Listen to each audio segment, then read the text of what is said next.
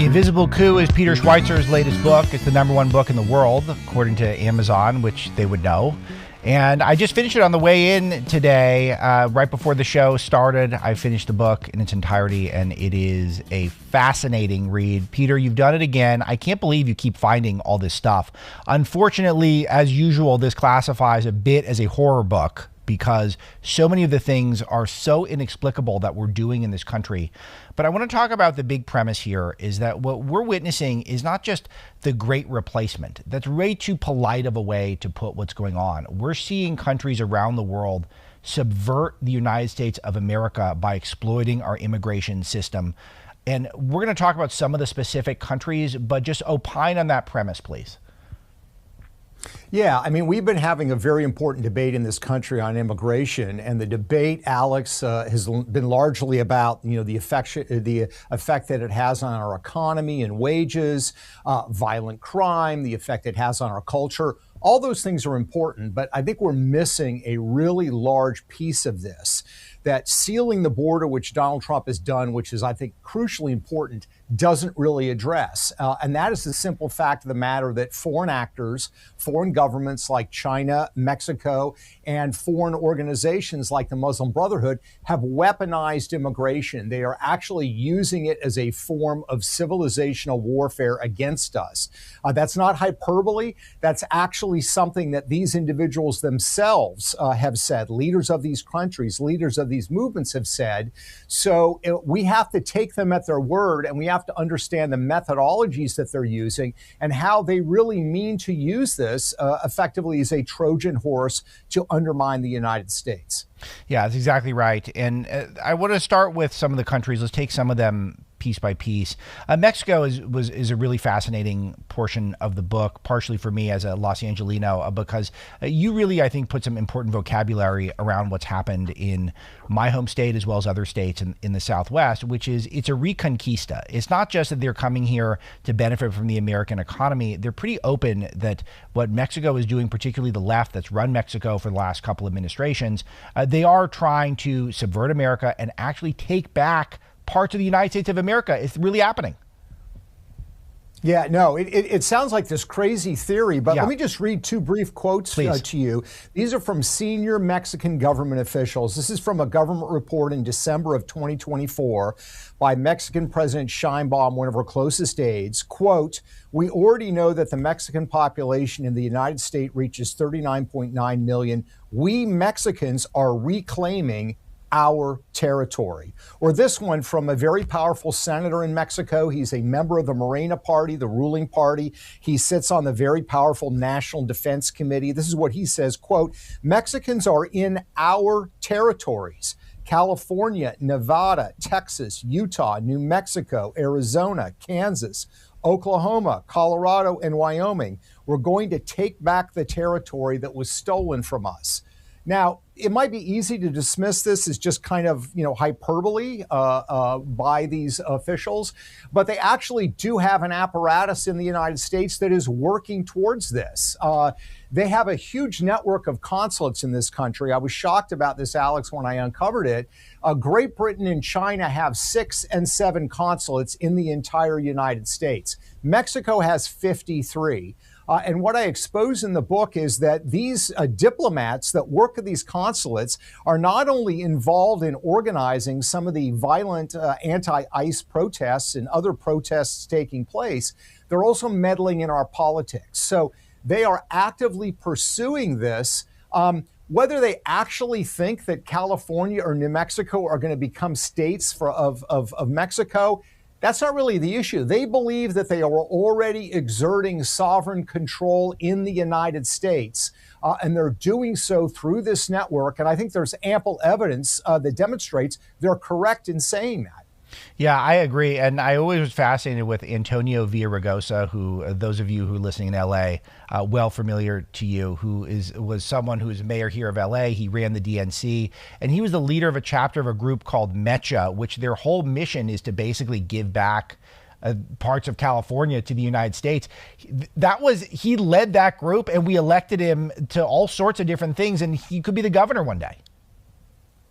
Yeah. Well, and even when he was mayor of Los Angeles, he said that in front of a Mexican crowd that Reconquista, peaceful Reconquista, was taking place. And you find also other people on the left are buying into this mindset, because what Reconquista says is that these states actually really belong to Mexico because they were part of the Aztec Empire, even though that's not actually technically true. But what they argue is that means Mexico has sovereign rights here, and that we, the federal government in the United States, does not have the authority or the ability to enforce immigration laws because these people are actually where they were originally. And that's something that AOC, for example, has imitated.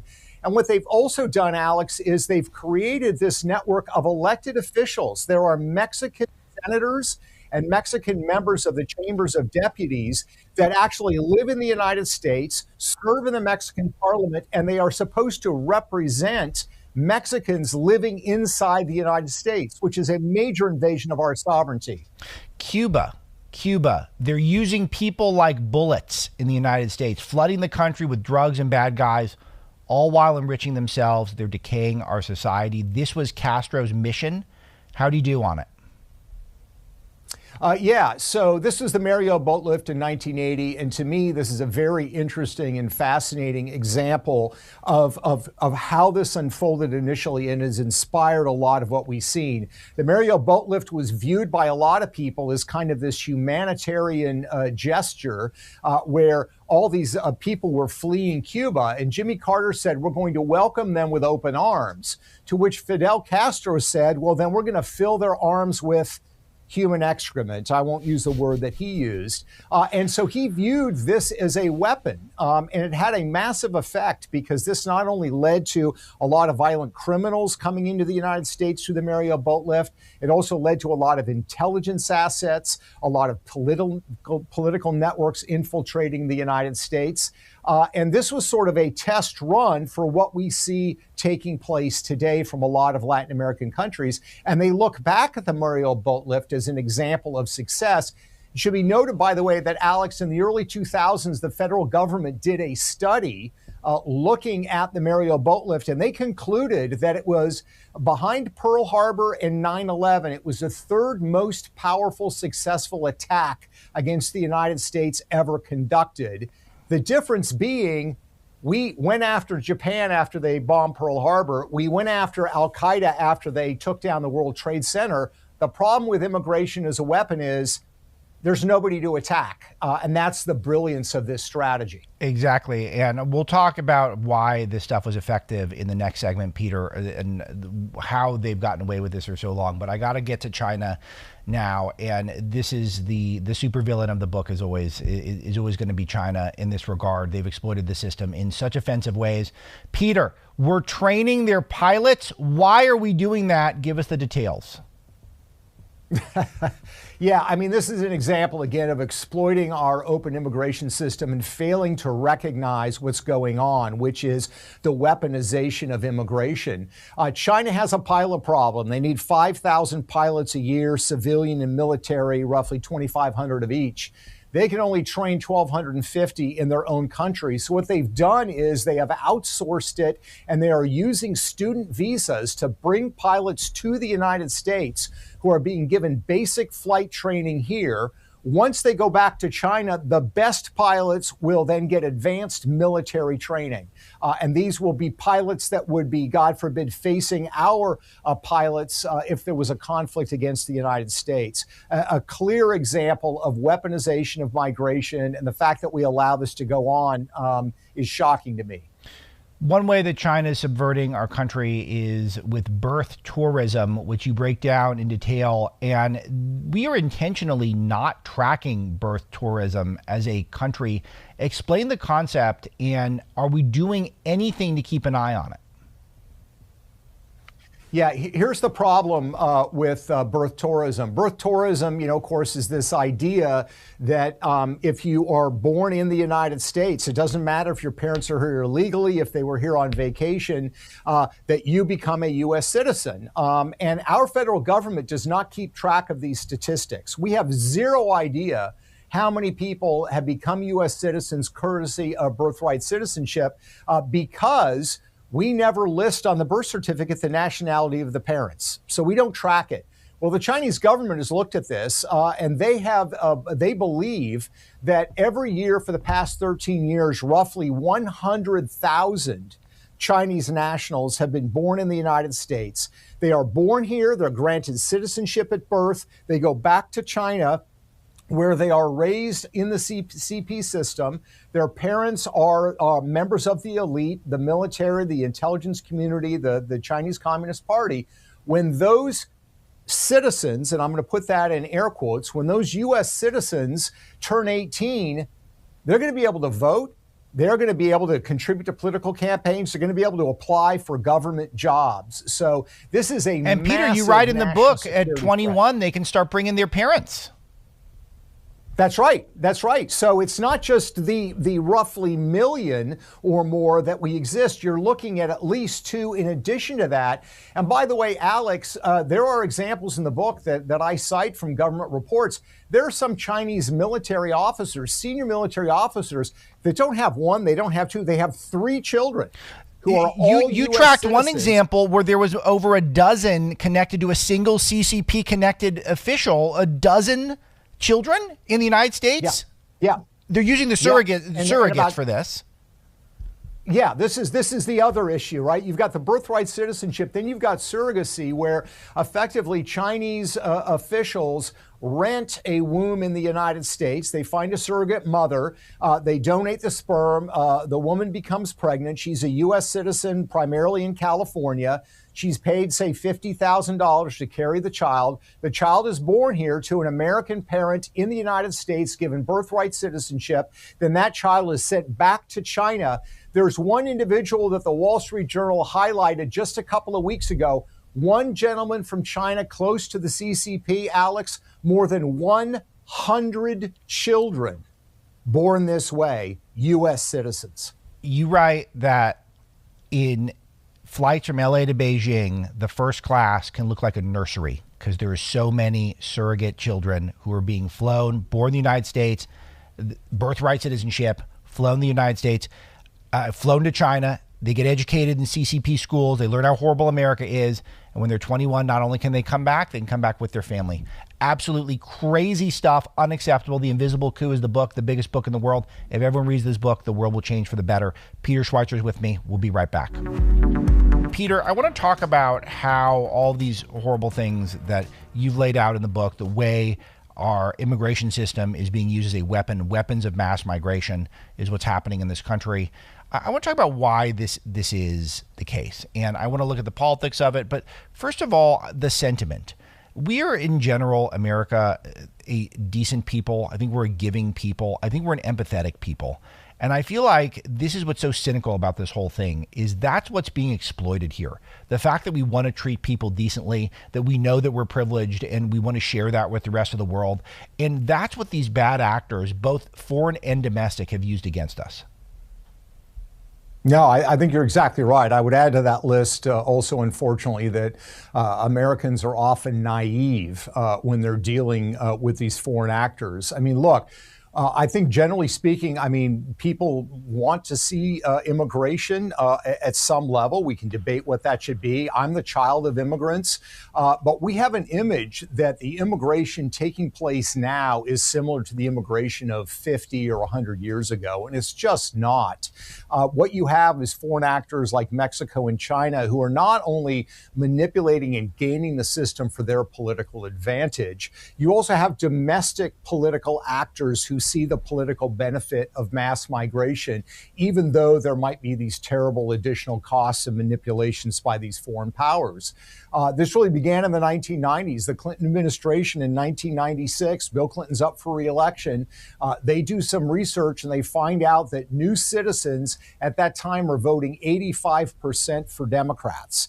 Over the course of time, that shifts, right? The longer they stay here, the more they become Americanized. That changes.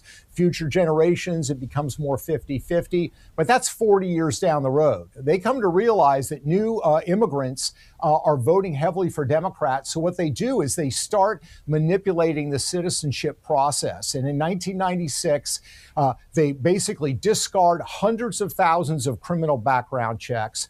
They get rid of literacy requirements. They get rid of language requirements because they want to stuff through as many new citizens / voters as possible. And they succeed. And that has been the Democratic playbook for the last 30 years.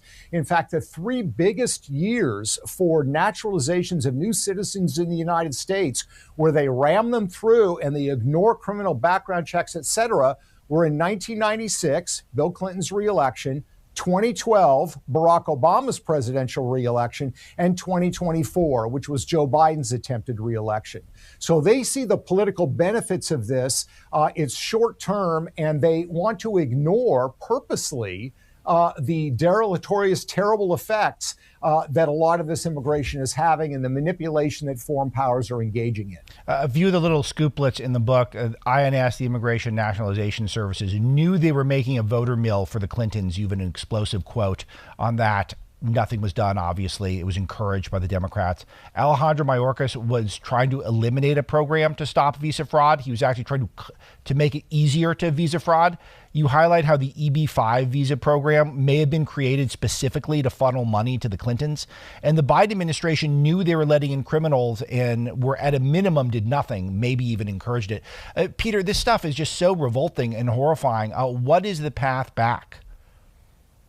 Well, I think the path first is to acknowledge people to recognize what's going on. This is not random migration just driven by economics. It has a political agenda. And I think the second thing is that we need to have serious reform in Washington. And that means that particularly Congress, there are things the Trump administration can do, but a lot of it's going to require congressional action.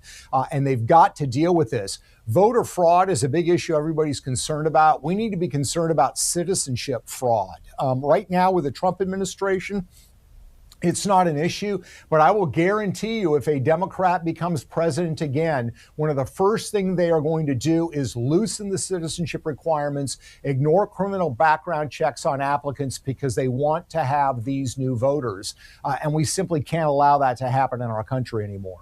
Peter Schweizer, you're a national treasure, Government Accountability Institute, and Breitbart News for all of this stuff. The book is The Invisible Coup. Pick one up for a liberal in your life. It's not too long, and it's a smooth read. You will enjoy it. You will also throw it across the room. I got a couple dings in my copy, definitely. But Peter, congrats. Hopefully number one, we'll get to announce a number one bestseller again for you. You certainly deserve it with this one, unearthing some really impossibly horrible stuff that we've got to address right away. Thank you, Peter. Thank you, team. Thank you, audience. We'll see you all tomorrow.